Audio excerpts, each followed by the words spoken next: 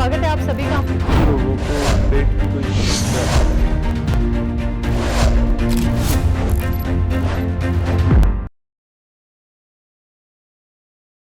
नमस्कार दर्शकों, स्वागत है आप सभी का हमारे बेहद खास प्रोग्राम में। मैं हूं आपके साथ शैलजा त्यागी। तो कार्यक्रम की अब यहां पे बिना देरी किए शुरुआत करेंगे और मिलकर स्वागत करेंगे अपने बेहद खास मेहमान का।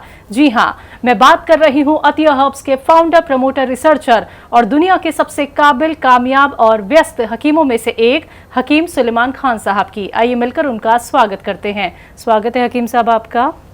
बहुत धन्यवाद आपका। हकीम साहब, जिन लोगों को गठिया की समस्या हो जाती है, क्या उसके लिए भी कोई घरेलू उपचार हो सकते हैं या यूनानी ट्रीटमेंट हो सकता है?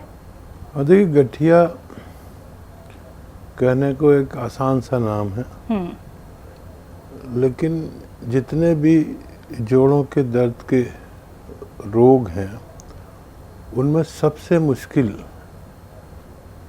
इलाज जो है वो गठिया का है जी। 5-7 महीने भी लग जाते हैं, 1 साल भी लग जाता है। तो गठिया के लिए कुछ हिदायतें हैं और यूनानी में इसका भी इलाज मुमकिन है। अगर गठिया हो गया है किसी को तो अलसी खरीदें।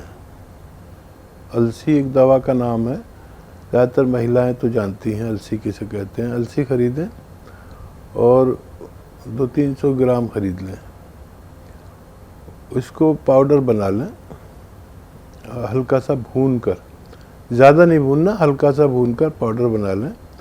और एक आता है गोंसिया या गोंसिया कैप्सूल आता है, वो ख़रीद लें और 1 चम्मच या आधा चम्मच अलसी खाएं सुबह को नाश्ते के बाद, और एक गोंसिया कैप्सूल या गोंसिया अगर पाउडर या कच्चा मटेरियल लेते हैं तो 1 चुटकी गोंसिया का पाउडर खा लें। ऐसा दिन में 2 टाइम करें, सुबह और शाम नाश्ते के बाद।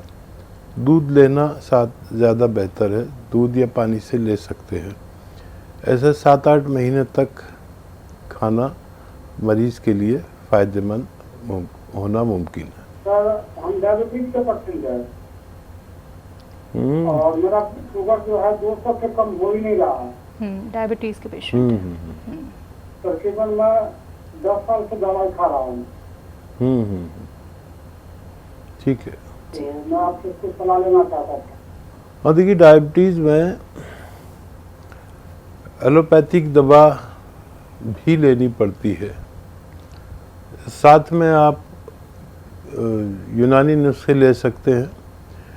और डायबिटीज़ में सबसे ज़्यादा रोल है परहेज़ का। परहेज़ करें, और जो रोटी हम खाते हैं सबसे ज़्यादा डायबिटीज़ उस रोटी में होती है, गेहूं में।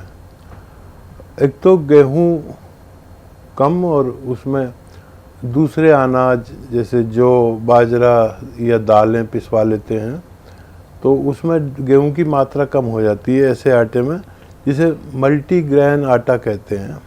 तो थोड़ा सा गेहूं, थोड़े से और चीज़ें मिलाकर और आप अपने लिए आटा पिसवा लिया करें और वो रोटी खाया करें, उससे भी डायबिटीज़ कम होती है। जैतून के सिरके से डायबिटीज़ कम होती है। और गोंद जामुन का एक गोंद आता है, वो अगर 1 चुटकी सुबह 1 चुटकी शाम ले लें तो उससे भी डायबिटीज़ कम होती है। और देखा ये गया है कि साथ में एलोपैथिक दवा भी ज़रूरी हो तो ले लेनी चाहिए। हाँ, मेरे पैरों में दर्द रहता है और ठंडी साल हो गई। ठीक और है। हर चीज नुकसान करती है, ठंडी बाती ठंडी।